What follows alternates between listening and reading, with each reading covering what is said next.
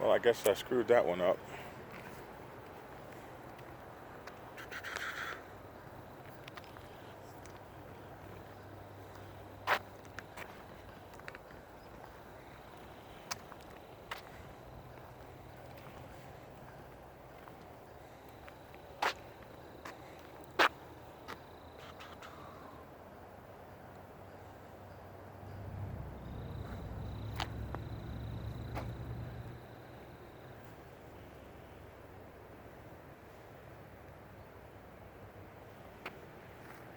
Do you guys believe in chemtrails?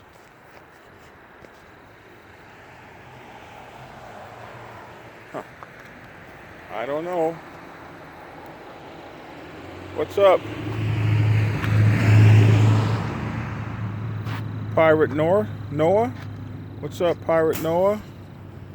Carlos Quintero? Adam Harvey? Dwayne Newman? Appreciate you. No, it's a cold day. It's cold as hell out here. Somebody said it looks like it's a great day. It's cold.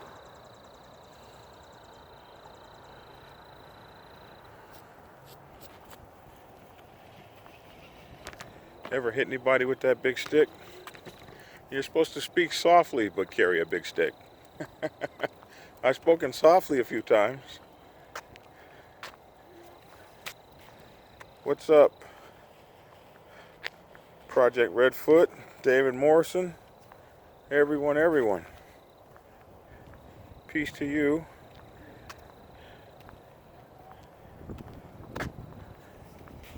Something soldier. We got Dwayne Newman, we got everybody. Manny bro. I'm doing good, how are you? Manny Loco. Hello Lions Tent. Got a lot of great people on. So yeah, Carlos, we had a few technical difficulties getting started, but we're here now. Walking the dog, and it's a little cold and chilly out, but it is a otherwise most amazing and beautiful night. For those of you who don't know me, I'm Black Dragon, and welcome to my YouTube channel, Black Dragon National President. And did somebody need to video chat me? You can always video chat me at jbunchii or Johnny Bunch II on Facebook. Let's see. Oh, someone just gave me a couple bucks. Thank you. Thank you, Marquez. I certainly appreciate that. The super chat button is available for all. So I got a somebody said it's 26 degrees in Minnesota. You poor bastard. Somebody is building submarines. That's what you do for a living? You're a yard bird, man? You're a yard bird. Holy moly. Are you in Newport News, or are you in Groton, Connecticut? Two pit holes of the world. But they're great places to grow up in. I know I grew up in both places as a young submarine sailor. But Dayton, Ohio. What's up, Dayton, Ohio? Much love and respect to all patch holders from Tony. Exenia. We've got Wolves of Liberty over there in Spain, where it's 2 o'clock in the morning. Man, you need to get a life. Go to bed. Watch me tomorrow, man. Rolling 39 degrees today. That's because you're a real biker, buddy. And I like that. So, man, try to talk to you guys before it gets dark. Out here on my walk and trying to get skinny. I'm on my diet, working hard, eating well. Somebody said I know some fine honeys from Groton. Groton had fine honeys, had them Portuguese sweethearts, and man, I wonder what happened to all those ladies. They'd be old now, since I'll be 55 in a week. Holy moly, 55. I don't feel 55, but hell, I'm old. I'm grandpa status. So I don't know what to say about all that. What's up, North Idaho? Checking in. Somebody's talking some smack about submarines. He said submarines. To hell with that. He's claustrophobic. I knew a lot of submariners that were claustrophobic, including myself. But anyway, thank you all for tuning in. And today's question I got an email that said, Black Dragon, I'm having trouble with the local sheriff, profiling our motorcycle club, etc., etc. And I'm at the point where I just need to email him directly. And do you have any templates in your book, Public Relations Officer's Bible, that I can use? And I said, well, somebody here says, I'm curious about your topic tonight. I have been profiled and hassled a few times myself over the years. So I wrote a book about this called The Motorcycle Club Public Relations Officer's Bible. And I wrote that book as a result of being invited to this thing called the PRO to speak. And the PRO used to be the Public Relations Officers Convention, and now it's just the pro convention. They take care of all things motorcycle clubs, and you can learn anything about starting a motorcycle club or whatever there. And normally they got like 10-20,000 people that go to that thing each year. So my first time hearing about a PRO really was when I went to the PRO convention. Coming from a traditional motorcycle club, we didn't really have PROs, public relations officers. You know, that job description probably would be best handled by the secretary of a traditional MC. But a lot of MCs, newer MCs, have broken out this spot, this position called the PRO.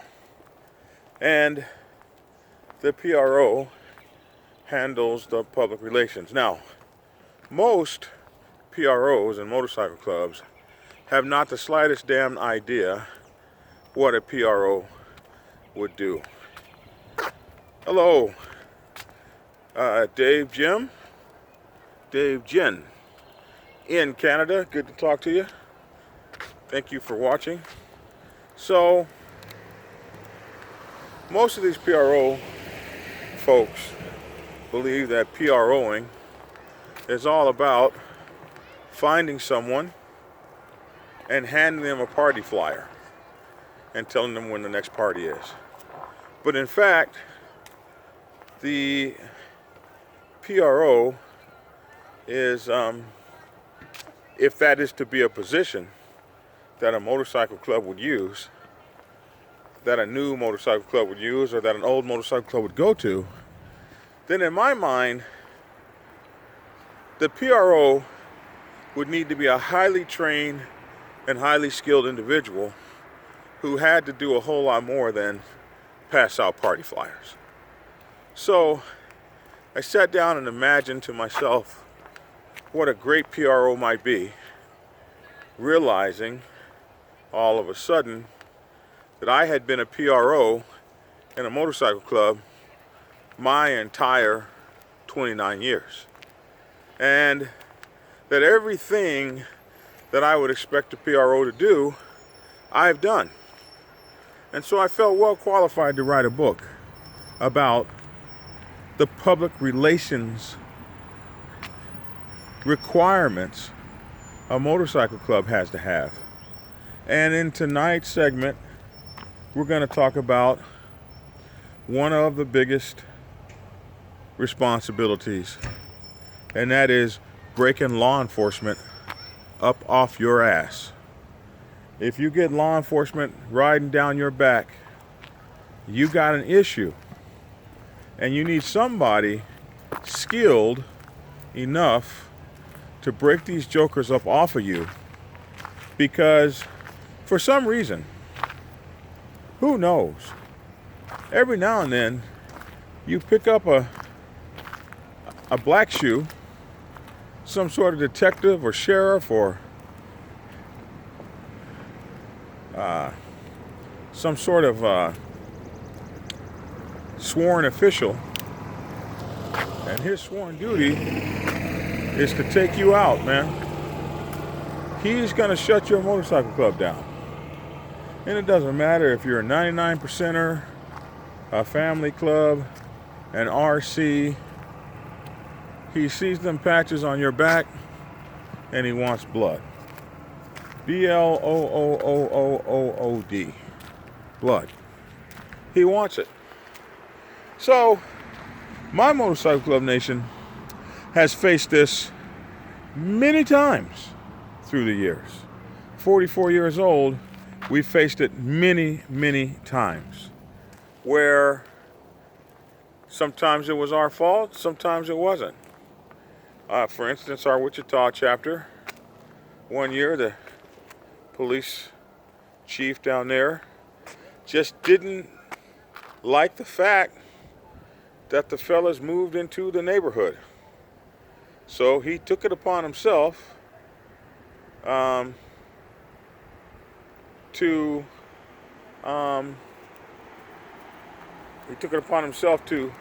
shut the motorcycle club down. Somebody says, Black Dragon, do you or have you built your own motorcycle? No, I have never built my own motorcycle. Never. I don't know if I would know how.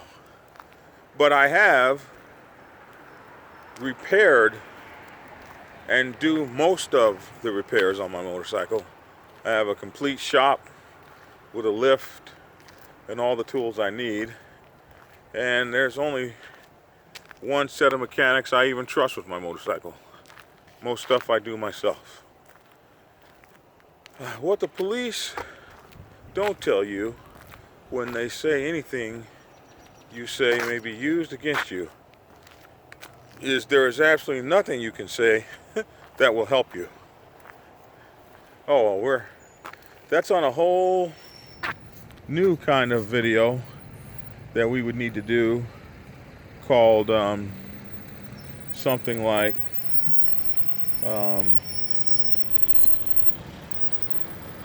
boy, that looks fun.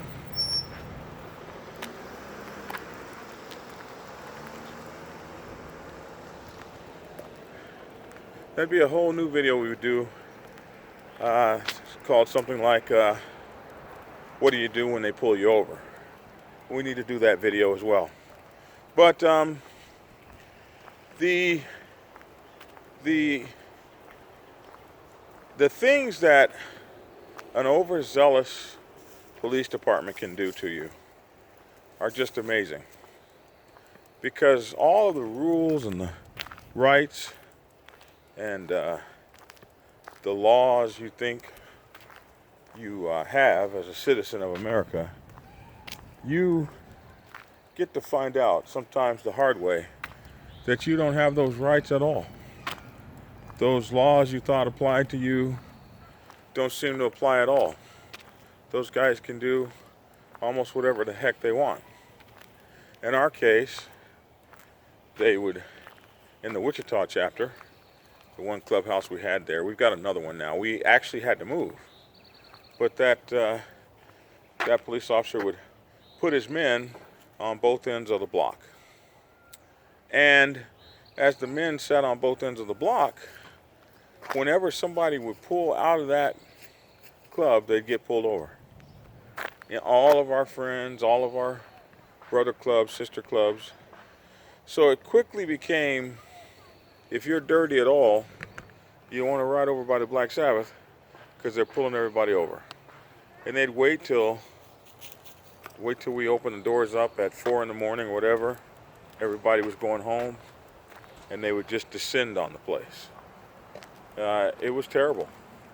They would come on the property, and we like to park our motorcycles in front of the clubhouse.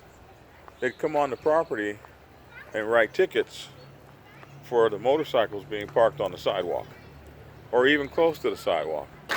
Then they got to the point that they would write us tickets for our motorcycles being parked in front of our clubhouse on our grass, saying that there was a city ordinance against parking vehicles on the grass. It was just terrible.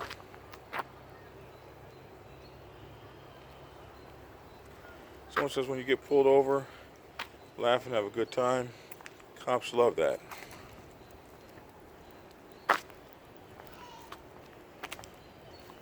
Someone says, hey, Black Dragon and everyone, if you're around Jacksonville, Florida, April 13th to 14th, come hang out with Aftermath Riders.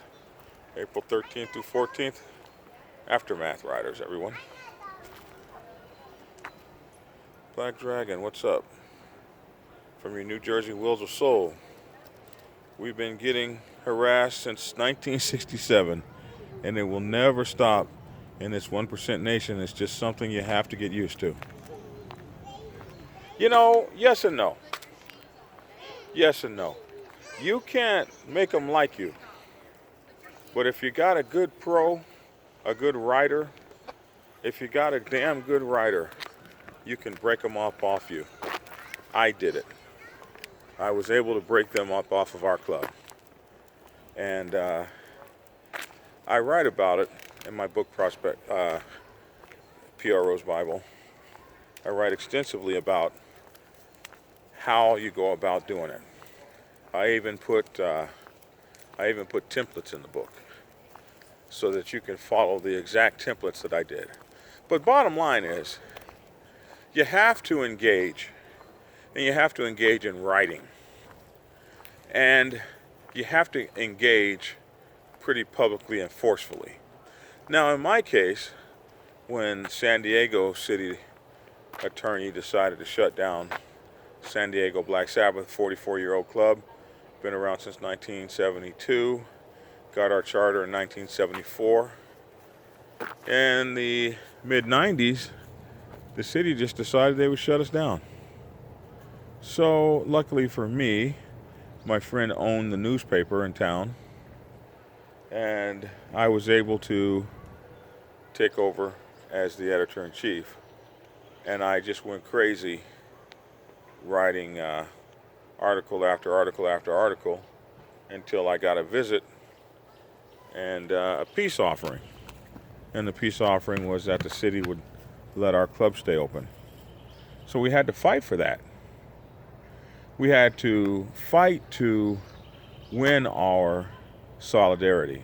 We had to fight to keep them from drawing no parking zones around the club and refusing to let people park. And putting tickets on all the motorcycles and pulling all the people over and all of the cute little tricks that they pull with the sole purpose of running you out of business.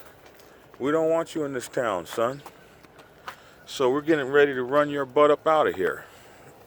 It's absolutely crazy what they do. But you have to be strong enough to fight them back. You got to be strong enough to engage them. You got to be strong enough to be able to write the kind of letters or articles or complaints. If every time they're messing with you, you're dropping a complaint, pretty soon they got 300-400 complaints down there at the city. Nothing beats pencil and paper. Nothing beats that.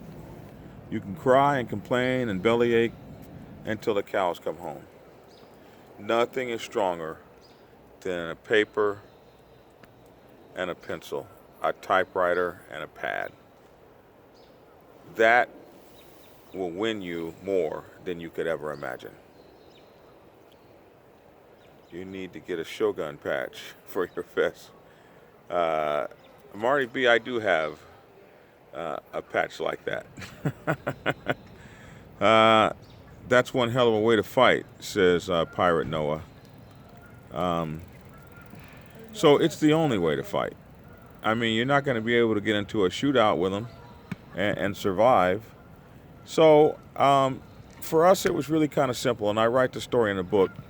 We had a problem. Our clubhouse was on the dividing line between two gangs. And the gangs would come over every Friday and Saturday night. They would hang out in the clubhouse together and never have a problem.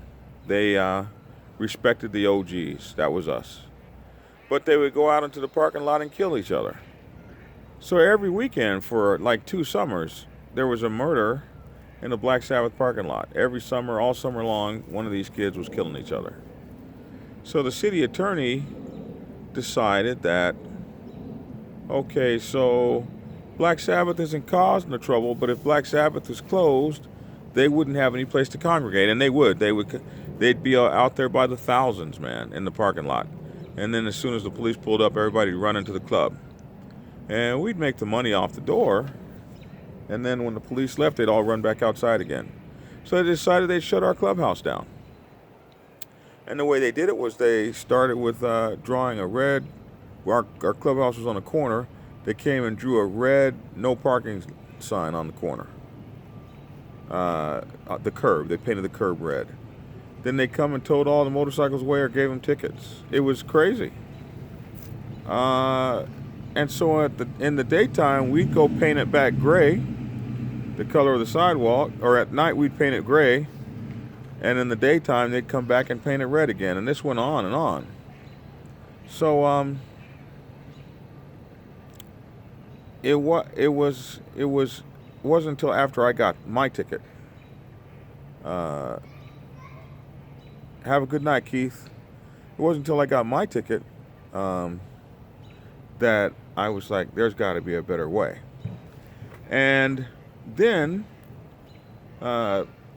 we realized that their intent was to shut us down. They started showing up at all our functions. It was crazy. So my best friend, William Patrick DeShields, owned a newspaper called the African American Awareness News Link at the time. Later, it just became the San Diego News Link. And we both went to college together, Southern Illinois University at Carbondale. They had a satellite schools out in San Diego, so we were going to school. Good evening. We were going to school in the evening, and went to night school together and weekend school together. And my friend opened his newspaper, and I decided that I would become a writer for his newspaper. And I became the editor-in-chief. And so every week, I'm drumming up articles. Every week. San Diego police attacking little local motorcycle club. That stuff got noticed, man.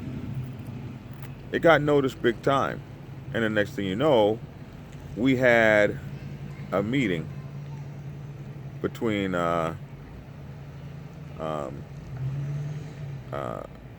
what run are they trying to... Somebody said, Manny Loco says, how about runs? They're trying to shut down a run that happens in San Diego every year. What run is that? Let me know what run that is. So when they came to the table. They brought the city attorney, and they brought the police chief, or police captain of that area. And it was an amazing conversation. One thing that will always make you win when you're dealing with authorities is the forthrightness and the righteousness of your MC. The city attorney happened to go to night school to get her law degree in buildings next door to the Black Sabbath. City College had some satellite buildings that were next door to the Black. They've long since been torn down. But in those buildings is where she went to night school. And at night, when she would leave night school and was afraid to walk to her car, there were always Black Sabbath hanging out at the club that were always very respectful and made sure she got to her car safely. To us. Then the next question is, well, why the hell are you trying to tear us down? So your attitude and how you carry the MC will always be paramount in how you deal with authorities. Because there were so many authorities in San Diego that had a similar interaction with the Black Sabbath, that when other motorcycle clubs were not allowed to stand, we always were allowed to stand. So if someone's trying to shut down your run, your poker run, your clubhouse, they're trying to shut down what you're doing, you have to take them on formally. You got to learn how to have press releases, press conferences, media kits, media releases, press junkets. These are the tools of public relations. The tools of public relations are a savvy person who manages the motorcycle club's publics. Somebody says city ordinances are posted on the city website. Nobody knows all the ordinances, so it's a win-win for the city. You pay a fine, and the city labels you a nuisance. So there's always going to be an ordinance or a permit you can get to have a gathering. Cities have gatherings all the time. They got the Jazz Fest and the Blues Fest and the this fest and the that fest. They fest their butts off. So it just takes a little bit of digging to find out. Because I can remember, we had this one here in Atlanta. We had the one big, huge party. And all the bikes were there, and we were at the park. You know, why couldn't we go to the park? We always go to the park. And we went to the park, and we had motorcycles by the thousands. And then here come the riot gear. And they shut the park down, saying we didn't have a permit. So that's how we learn that if you want to have a gathering, get the damn permit. And you would be surprised how easy it is to get the permit. And city permits are really not always that much money, $50, $100, $200. And now you've got a permit and you can legally be where you weren't legally before. Well, one of these sheriffs or something like this,